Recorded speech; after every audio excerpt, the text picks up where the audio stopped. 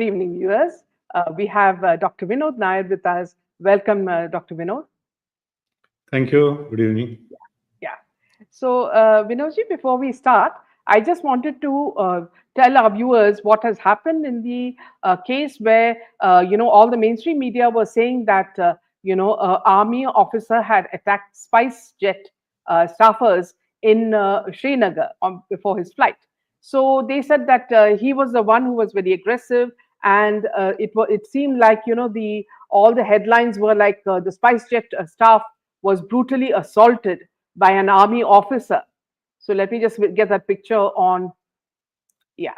So Okay. they said that he was, attacked. He attacked the SpiceJet staff, and the army officer says he was denied boarding. He has filed an FIR against the SpiceJet official in Srinagar. Now, the truth, as one person has come out on Facebook, his name is Colonel Aditya Chopra, who witnessed this, has also written this on Facebook. Now, I want the reason, viewers, why I'm telling you this is because we must understand that mainstream media has an agenda. Even before the truth comes out, they have already jumped on the issue and made their conclusion. They are the judge, the jury, and everything. So here, I just want to read out what Colonel Aditya Chopra has witnessed and look at the way it has been distorted by media. So let me just read this out to you. Now, Colonel Aditya says it's truly disturbing to see how biased and irresponsible certain media platforms can be, publishing one-sided narratives without any real investigation or attempt to understand the full story. The recent coverage regarding the incident involving a serving Indian Army officer and spice jet staffer at Srinagar Airport on 26 July 2025 is a glaring example of such reckless journalism. I was present at the boarding gate and personally witnessed the entire episode unfold. What actually happened is in stark contrast to what was being peddled by SpiceJet and amplified by some media outlets. The officer in question arrived alone, carrying only a small cabin bag weighing around 8 to 9 kilos. He had no check in baggage and was traveling on short, urgent leave due to personal family emergency. His bag had already been cleared at the check in counter by the SpiceJet staff without objection. However, things suddenly changed at the boarding gate. A few SpiceJet ground staff, around 4 or 5 of them, confronted him aggressively about the bag's weight, despite it being the same one already cleared. The officer calmly explained his situation and even attempted to lighten the bag by removing some clothes and discarding them just to avoid any confrontation. Instead of assisting him, the SpiceJet staff grew louder and more confrontational. I clearly heard one of them mockingly say, "Aaj army wala fasa hai." It was clear they saw this as an opportunity to intimidate and possibly extract a fine. When he requested to speak to a senior official, they refused. No effort was made to resolve the matter professionally. Suddenly, the gate was shut in front of him while he was trying to speak. At that point, the staff appeared to close ranks and became increasingly hostile. A minor scuffle broke out when he tried to reason with them. He was clearly outnumbered, surrounded by 4 to 5 staffers, and he was visibly shaken. Let's be clear, he was alone and unarmed. There were many aggressive and controlling the situation. Any suggestion that he assaulted them is misleading. It's a fabrication. From what I saw, he was the one who sustained visible injuries. But now, some SpiceJet staff claiming minor injuries rushed to lodge an FIR and get admitted to hospital, which frankly looked like an attempt to shield themselves and flip the script. What's wrong is that a few media outlets have now irresponsibly picked up SpiceJet's version, completely ignoring the officer's side or even trying to verify facts. This is not just unfair, it's dangerous journalism. The truth is simple. A man in uniform traveling alone was mistreated, insulted, and ultimately manhandled by an unprofessional and aggressive airline staff. And now, instead of accountability, we are seeing a PR cover up backed by selective media. It's imperative that the public and authorities hear both the sides and let the facts, not manipulated narratives, decide what justice looks like. Now, GC, you have also heard what I just this person has Yeah. said. Yeah, and you also see that this man was alone, and he was being, confronted by many of the staff. So even before it could be, verified, all the channels, the mainstream channels were screaming that army man assaulted the spice jet staffers. So you see, a lot of our journalism in India is so, you can say, it is lies. They are peddling lies. Your opinion, If Vinodji? you need to speak on this media strategies, we need to do many episodes continuously because it is such a big thing. See, just I don't know the details about this. I heard what you have said. I also heard some from the news what was said by the media. But interestingly, I'm an ENT and head and neck surgeon basically by profession, and that bandage which has been put by the most likely the airport staff is actually doesn't appear to be a genuine one because nowadays none of us put such a bandage. Very unlikely that such a bandage is really put by a doctor who treats it because it's a very unusual thing nowadays. Previously, probably 10, 20 years back or 15, 20, 30 years back, such a bandage would be there. Now it is much, much, much different.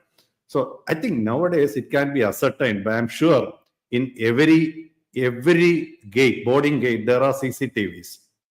So a proper investigation by a proper police, genuine, only done. I'm sure this can what the facts can be found out and the truth will come out. Let's Yeah, wait for that. It's yeah, very unfortunate that our media, if you look at yeah, Operation Sindoor, what has happened, absolutely. what they were saying instantly were absolutely turned out to be absolutely wrong concepts, no, Yeah, isn't it? So we see, just remember the good old Doordarshan days. I mean, they're still there. Nobody sees it probably. People also actually behind the uh, probably the so-called up-to-date news, which is most of the time it is fault or false. I don't know. yeah. We So, need to yeah. Also, Shweta says, really shameful to treat a person in uniform like this. absolutely, So, absolutely. yeah, yeah. And Vinodji, we have also noticed in the recent events that have happened. The certain people have come out saying that, see, in the Air India explosion, it was the pilots who were at mistake. So they, without even verifying what is the truth, and then they send all their foot soldiers to spread this message on YouTube as well. So my advice to you viewers is that take everything with a bag full of salt in today's world, because AI is also at work. So you have to be very careful in skimming and screening what you are being told by people, and you should trust only the people you have been listening to, who are genuine. So that's my advice. Absolutely. It is just like going to a doctor or going to a mechanic whom you trust.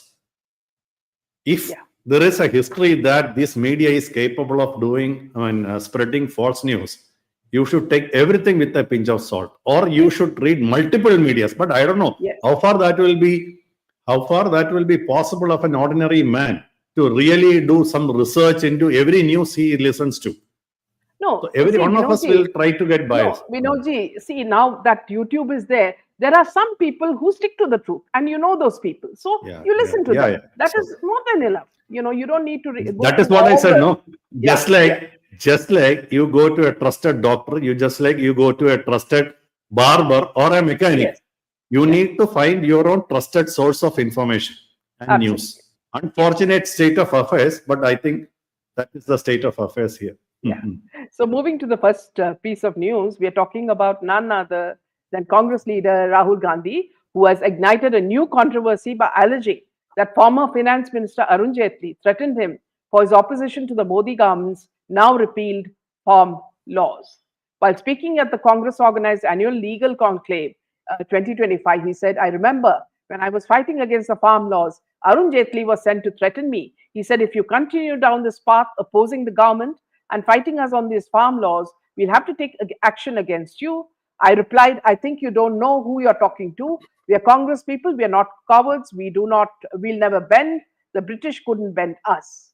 So the BJP immediately dismissed the claim. Now, something, Vinodji, is that, see, we are not surprised. One after the other, this man is just coming out with, fabricated news, fabricated ideas, So please, your comments on this. I think what Arun Jaitley's son has told regarding this should be taken into full account. Because you can Yeah. say anything about a person who is not living in this world, because he is not there to refute. But then, when you are alleging such things, there has to be some proof or document to, especially when the other person is not there, isn't it? Yes. And why should, and moreover, look at this person's, Rahul Gandhi's previous statements. Everything is dramatic. So I would like to believe what his son said, because the other person is not here. And everything he says is dramatic in the like in the matter of Bihar issues, election commission issues, the threat to the election commission, or anything which he has said in the recent past. Everything is so dramatic. When someone is, say, especially a very important political person who is actually the opposition leader, when something is being said very, very dramatically, you should take that thing with a pinch of salt. I have certain keywords always. When somebody is, I'm absolutely sure, 100%. All these things are actually something. Whenever somebody is saying about such, when bringing in such words into his conversation, you should take that with a, I'm absolutely sure. It was a very dramatic event. Anybody, I'm not only saying about Rahul Gandhi, anybody saying such words in his conversation should be taken with a pinch of salt. That is a basic concept of body language and assessing people by body language and his speech. I think it has come very true with this person. Yeah.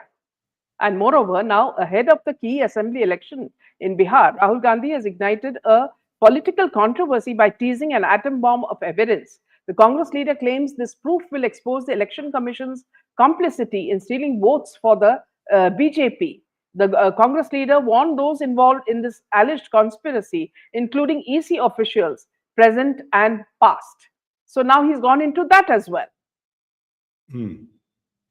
See, let's take, as I just said, no, you should look for certain words and specific structure of that sentence. Let's examine what he has said. We are going to come for you.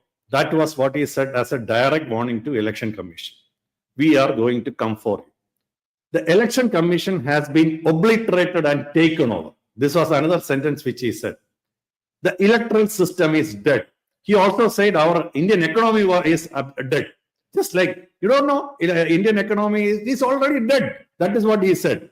We have an atom bomb of evidence claiming Congress has some explosive proof of electoral fraud. There is 100% proof of cheating in Karnataka, Maharashtra, and Bihar. See, that is what I said. No, when they are using such words, you should take them with a pinch of salt.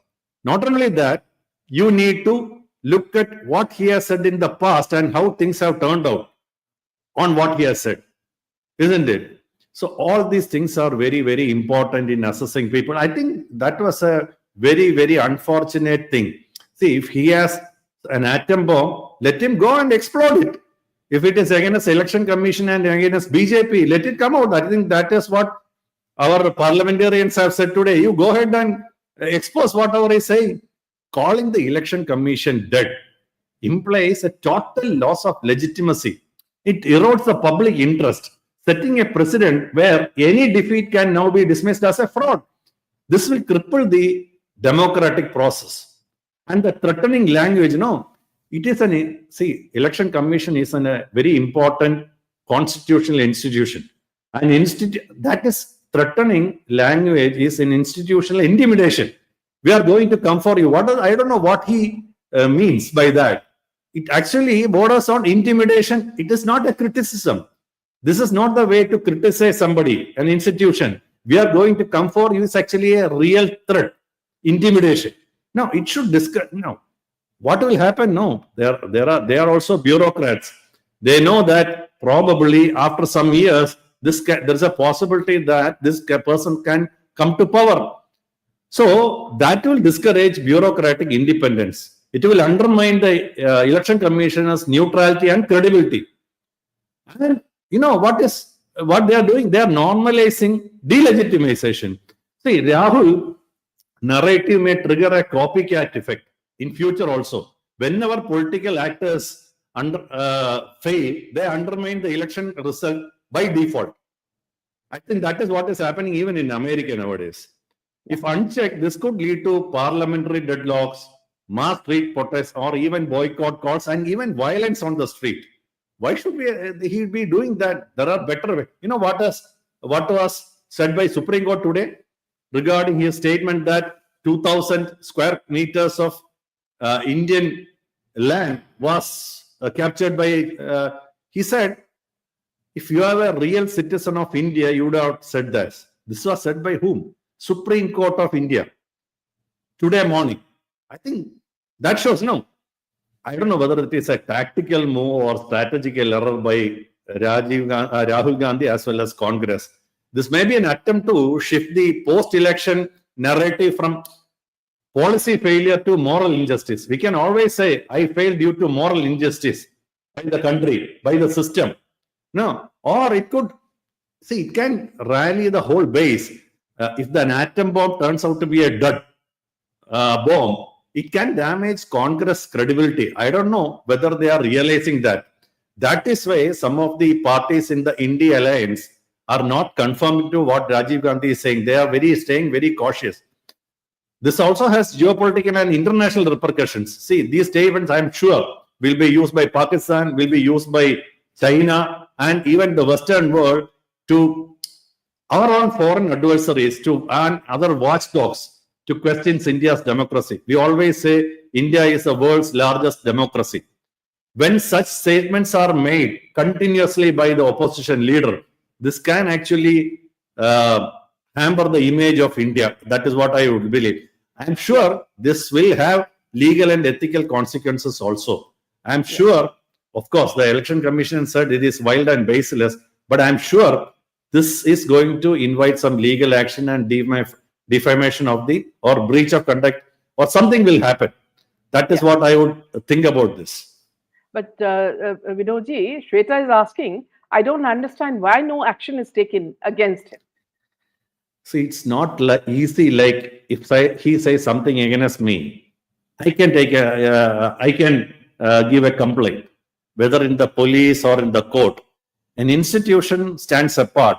You know, see, suppose it was Supreme Court. He has said something about Supreme Court. There will be an action. See, Election Commission is a very important constitutional body, even appointed by, I think, with the oversight of Supreme Court, isn't it? So, I'm sure if this goes on like this, he will get definitely thrashed by Supreme Court or by necessary bodies, or even somebody will file a case. I don't know whether the Election Commission will file a case, but then see, nobody is expected to say such things against Election Commission. So I don't know whether they have foreseen such a possibility of opposition leader saying such bad words against Election Commission. Probably now they will think about it, isn't it? Yeah, absolutely. Because judges have the protection. Yeah. Judges have the protection. Unfortunately, I don't know whether the Election Commission is having a similar protection, but I am sure something will come up. Yeah, absolutely. And Shweta says, as per the local saying, my child is a darling and yours is a rascal. Raga, yani Rahul Gandhi, justifies all he says and does. Everybody treats him quite as either as a thug or someone as a joker. So all these people are it's more than humor. Now it is becoming rather evil, is what I would say, against India.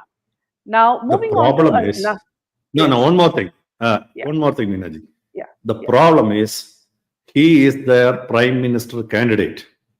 He is the prime minister candidate of the India Alliance.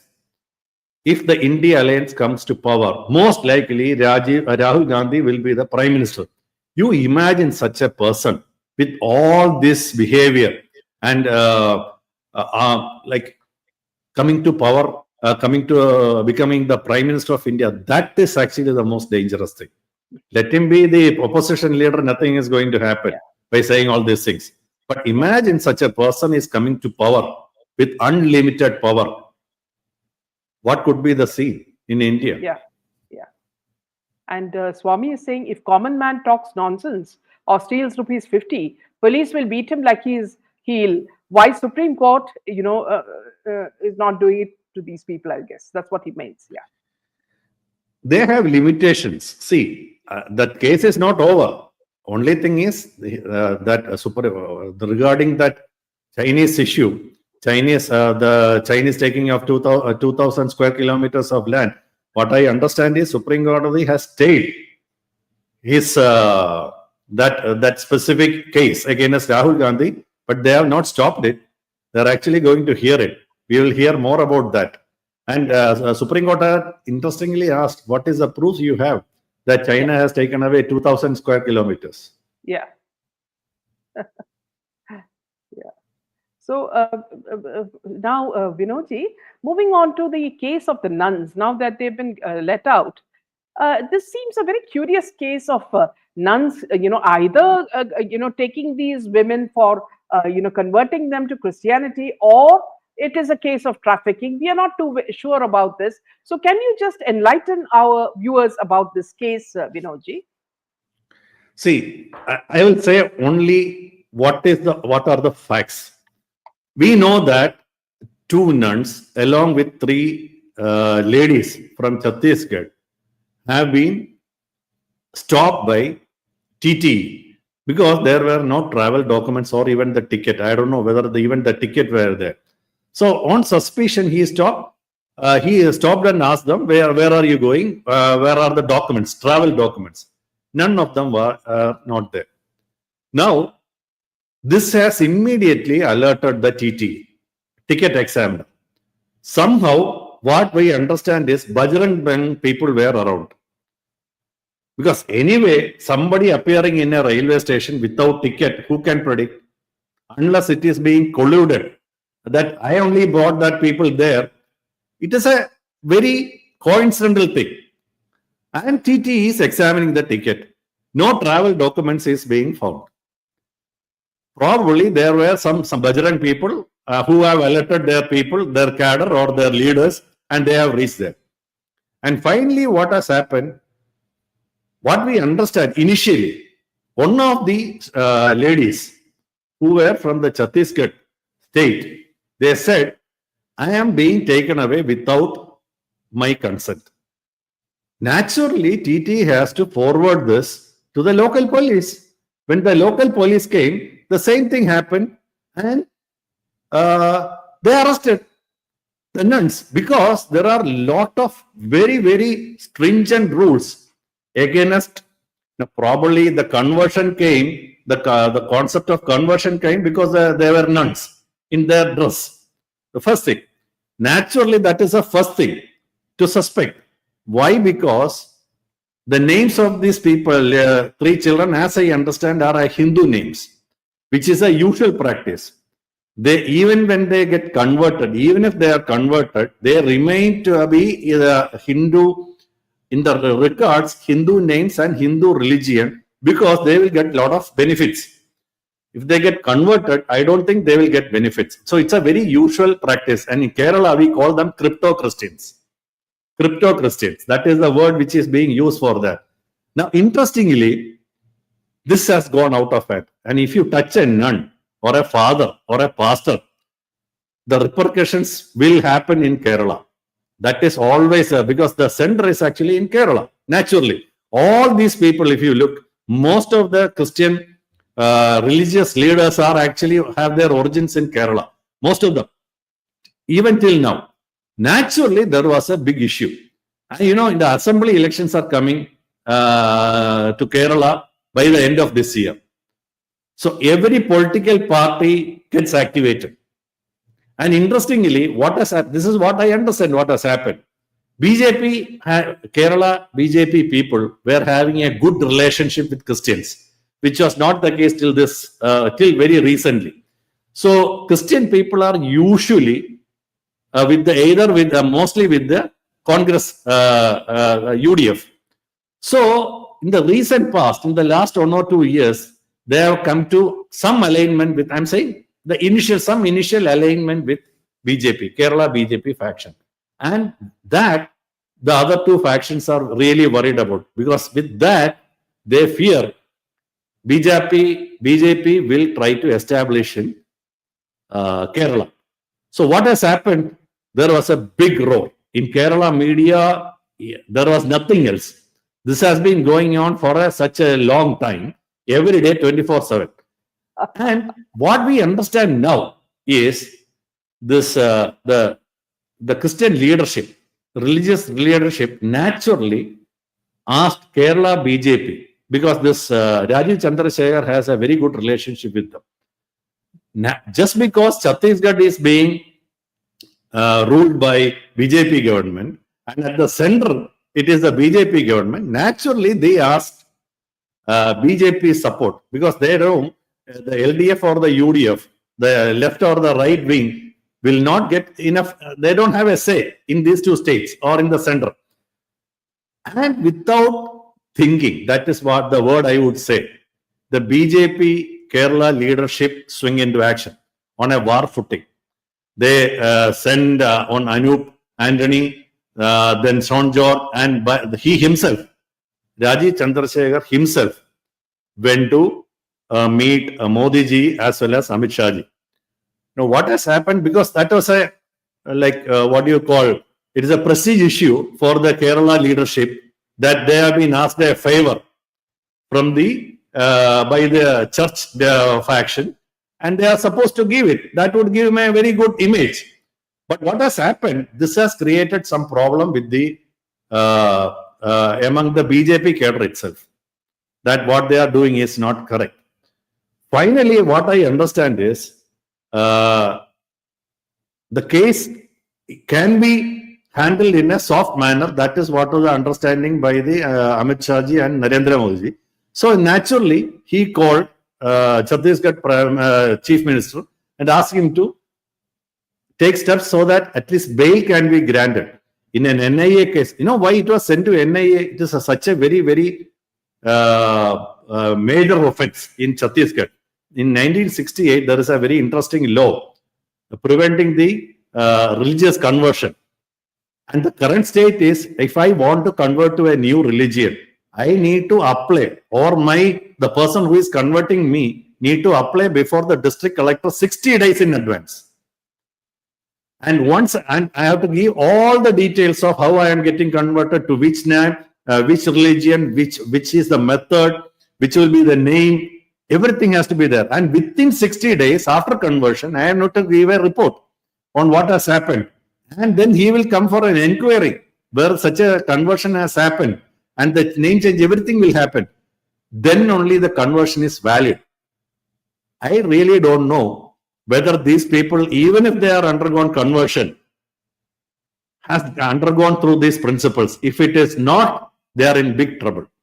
Now, of course, the bail was granted. That is a favor which was given by the BJP to the Kerala nuns. I think it was just a favor, but I don't think that will stop the case. The case will go on. That is what I am expecting, because otherwise it is not right. No, even if it is Prime Minister, even if it is the Home Minister, they cannot interfere with the court. Yeah. The law has to turn its own course. Yeah. They are not supposed to interfere into this matter. But granting a bail, if there are no other issues like that, they are not going to commit an offense again. In the normal case, it will never happen in an NIA court. Suppose the Chhattisgarh government has said, we need to continue the inquiry, we need them in custody, we need them. I will say so many things. If I am the nuns advocate, I will say so many things. Then the Chhattisgarh government prosecutor will be saying everything against each point, but none of them was said. Even the court asked, do you want them to be in your custody? And they said no. That is why the bail was granted. Otherwise, in NIA courts, it is probably for months they will be inside the prison. So I think it was a favor. Though many people don't like it, it was a favor which was given to the nuns. But then again, very interestingly, they have not accepted. The Christian religious people, most of them have said, you have put them inside and we have now taken them out. See, those Who put them inside? It is the TT and the local police. It was not Amit Shah. It was not Narendra Modi who put them inside, or even the BJP, Kerala BJP who was put them inside. But these are the narratives. You should listen to the debates which is happening in Kerala, Madi. Everyone is biased. I don't know. Everybody is against Kerala BJP. All the media is against BJP. Everyone who is actually coming to the debate is against BJP. They are not tolerating the growth of the BJP. So, but I personally feel they should not have interfered. But anyway, they have interfered. Nothing has gone wrong. The court will now decide. The police will now investigate, and even NIA is actually looking into the preliminaries, whether they should take up the case. If they take up the case and if something has gone wrong, I'm sure they will be in big soup. Let us wait for the final judgment. Yeah, I think that should answer, Milburn, your question. You've asked us, have they found the nuns guilty of trafficking or conversion? So that Vinodji has just said that we have to wait and see what is going to come out. And One more thing. What is the law in Chhattisgarh? In 1968 law, which is originally Bihar law, when they have Bihar or Madhya Pradesh, I don't know, from which they have gone to separated, I think Madhya Pradesh only, says even if they are converted, they have to be converted under very, very specific, stringent rules and regulations of the state, which is not there in any other state. So as I said, if I want to convert to Christianity, I need, or if you are converting me to Christianity, either me or Meenaji should give a request to the district collector that I need to get converted to Christianity. Then with all the details, where, on what grounds, if I am getting converted, especially if it is a lady, if I am getting converted for the marriage purpose, it is invalid. That is because these are very protected communities. This especially the scheduled tribe area, which is actually in Maoist infested area. This rule was not brought in by the BJP government. It was originally brought in by the Congress government. And after many years, 15 years, Congress has ruled. So why they are making the law more and more stringent? Even this incident, I'm sure in many of the northern states, the rule is going to get more stricter. Already Chhattisgarh has announced it. So I cannot just, like in Kerala or in Bangalore, you cannot just convert to another religion just like that.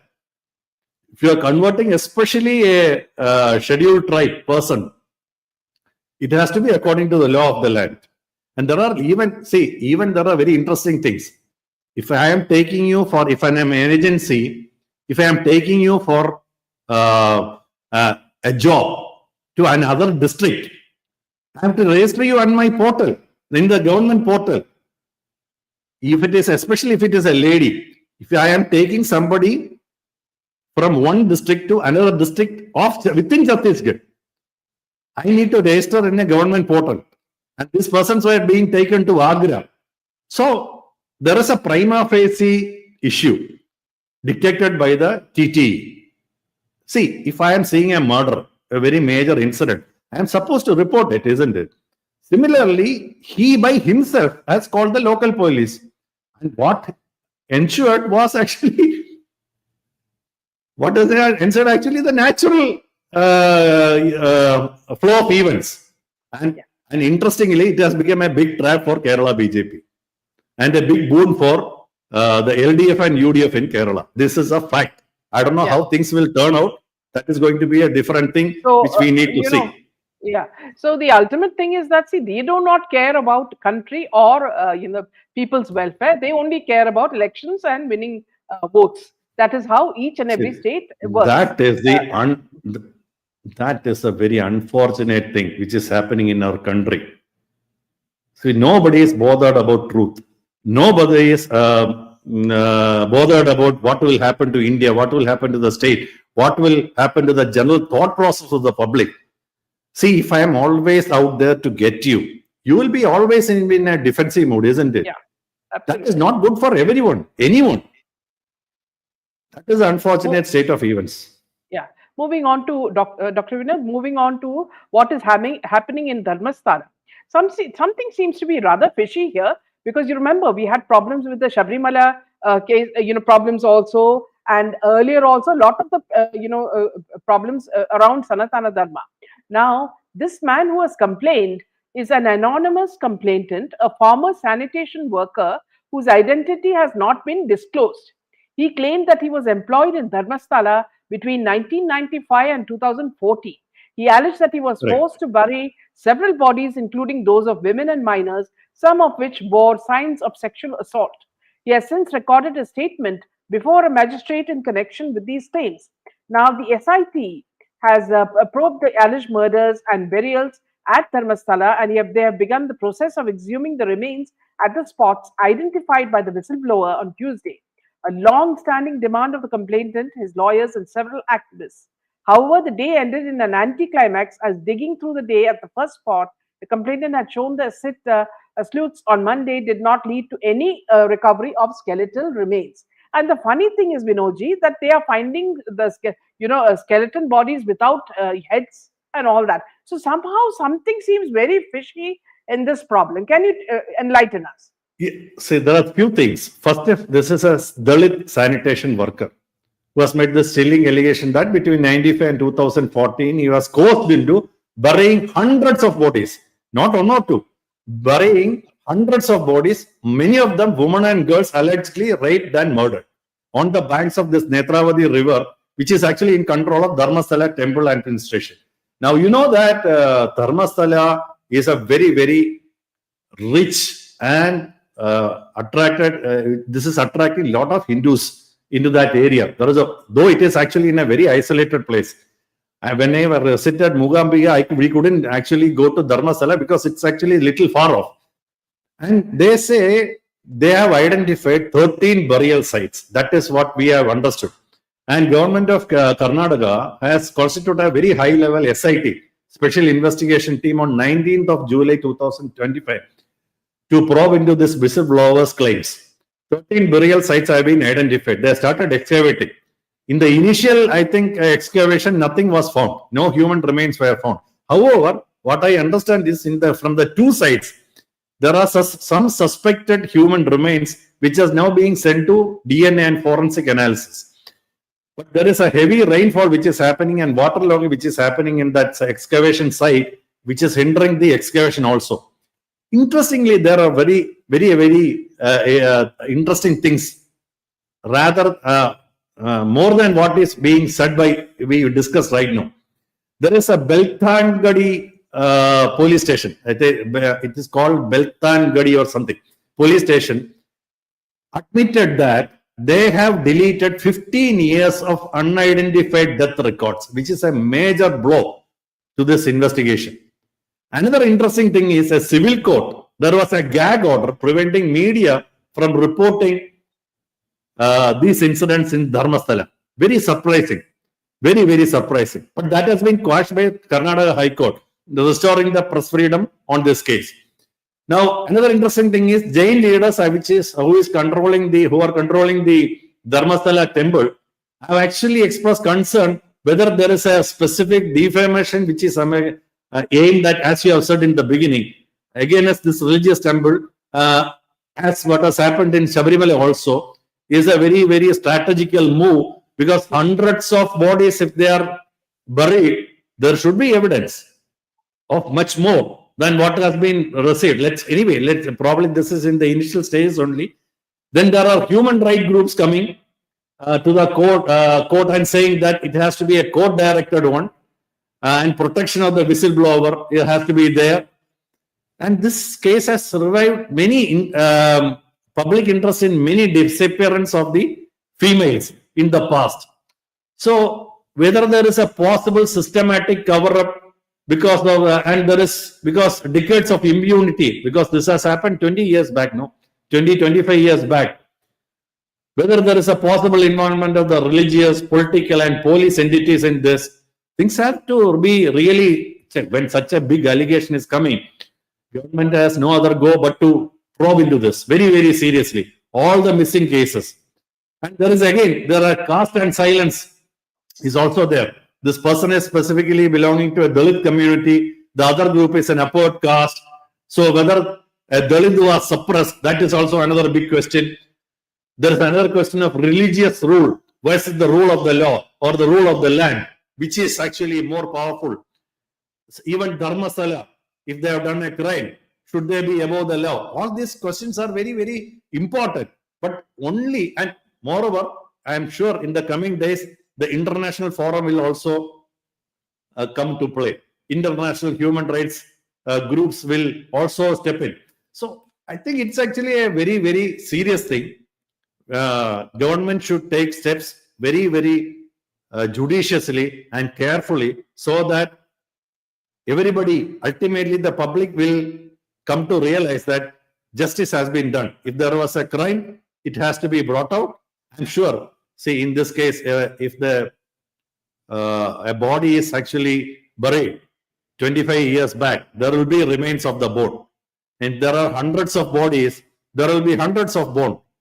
So far, what we understand, only in two sides, some few, these few bones doesn't mean there is a big burial which has happened. So we need to wait for the real evidence. I'm sure, but I think definitely police is seriously looking into it because this is under judicial observation. This is happening. So I'm sure the truth will come out finally. Probably we'll have, again, there are a lot of interesting hearsays which is happening. As you said in the media, let us wait for the real evidence.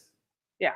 So my question, Dr. Vinod, is that now going on to the bigger, picture. Now, why is the focus always on our gurus, on our Sanatana Dharma, on our religious places? Okay, we never hear of anything else. We do not. There are other religions also in India, but none of them get exposed. One Bishop Franco's case was, exposed by even the nuns who said that he had raped them. And yet this man walked on a red carpet and received, royal treatment, and the nuns were, bad-mouthed and shamed. Okay, the court has actually let him go free. Yes. The court has finally let him free. Yes. So probably there is no proof. Interestingly, now anyway, we have to believe the court. See what I'm saying. The question which you have asked: Hindu religion or Hindu religion is not an organized religion. It has been there here for time immemorial. It has been the majority community. It was the only community in the past. So there was no need to get organized. The beauty of the Hindu religion is the unorganized structure. You can do anything with it. Whether you can, see, in any other religion, you are supposed to go to the churches or the mosque regularly. Otherwise, you will be put in the Tamadi Kudi, as we said, because you won't even be given the real burial place inside the church. I think things have changed now, but still, even to get married, you need to get a certificate from them.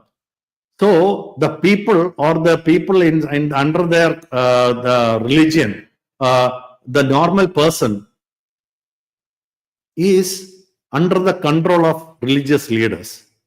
But then in Hinduism, nobody is under the control of anybody. If you want to go and pray in the temple, you go and pray. If you are not going and praying, nobody is bothered. There is no systematic mechanism even to raise a protest. See, people like you and me may raise a voice when an injustice is being done to somebody in the Hindu religion. But that is all. There is no systematic method by which the system will be put in action or put in motion to protect the system. You just look at what has happened in Nun's case. Suppose it was actually in a case of a Muslim person. I'm sure the voice or the noise would have been much more louder. There is a system for them to act. The system gets automatically activated. That is what I would say. Whether we should follow that, I still beg to differ. Yeah. See, you don't know the freedom as a Hindu I enjoy.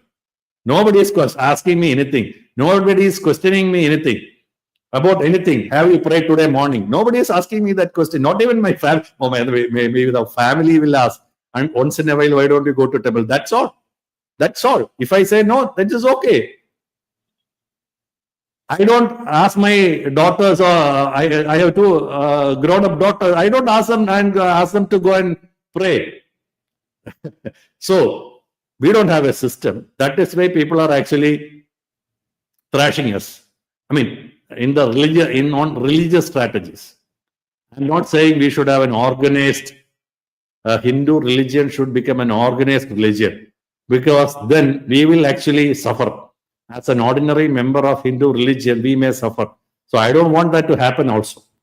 Yeah. But then there should be a system Yeah. when there is an injustice is being done just because you are a Hindu. I can say so many incidents about these things. In business, you are being cornered. In every situation you are being in, as a professional, you may get cornered. You are always at a disadvantage if you are a Hindu. That is what I have found out. Yeah. Now, So Milburn is saying all religions have been infiltrated by evil forces systematically. probably he is right also. He is right also. See, only how is this infiltration happening? If there is a system, it can be infiltrated. It is an advantage with Hinduism. Because there is no system, nobody can infiltrate. No evil can actually infiltrate into our system. You understand? You are getting what I am saying? Yeah. Because Hindus don't have a system, even an evil forces is not able to penetrate. So what I am saying is, it is good as well as bad, or bad as well as good. Absolutely. Yeah. So with probably Hinduism is actually formless. I would again say in that way. You can't catch hold of a thing, even if it is evil. You can't catch hold of Hinduism because it is formless. You can't get hold of it. So the good things also have a disadvantage. Bad things also have a disadvantage. Yeah. So See, that is what actually, is there. Dr. Vinod, see what many of the modern people have learned is that, see, when you become spiritual, I would not say religious, when you become spiritual, there is a transformation in your own character. You become softer, you become kinder, and you start helping people. And that is, I think, the measurement of how good a religion is. It doesn't make you evil, or it doesn't make you attack other people, or it doesn't make you violent. So if any religion is making you softer, kinder, and helpful to people, then definitely that is a religion that is forward looking, is what all I would say at this stage. I will say a few things on this. As a medical doctor, we know that the current human beings or the modern human beings have come into existence 3 lakh years before. The first tinge of religion in the most primitive form has appeared only between 50,000 years to 1 lakh years. So as a scientific person, naturally I have to be a scientific person as a doctor. I believe we have created gods for our own good. And if you ask me if it is good, I am definitely saying it is good. You think, always you are thinking that I am responsible for everything happening around me, including me. I am actually in a big trouble, because if I have not done something, that is the reason. If the concept of God is there, it is actually taking care of your software. Now, whether you are updating your software, like you buy a computer 10 years back and this computer is standing for 10 years, are you updating your software? If you are not updating your software, or you are changing the right things about that computer, your computer is non-functional. Similarly, religion, whether it is Hindu religion, whether it is Islam religion, whether it is Christian religion, I am 100% sure the thought process of Christianity before Christ and now it is different. At least in Saudi Arabia, I'm not saying even in Kerala, the thought process of Muslim leaders and Muslim rulers in the current Saudi Arabia is totally different from what has happened in the 6th century, where their prophet was alive. Isn't it? But if we are not updating our religious software according to the current scenario, modifying the software itself will kill you. The software itself will damage the instrument. Absolutely. Yeah, absolutely. So with that, we'll end this session, Dr. Vinod.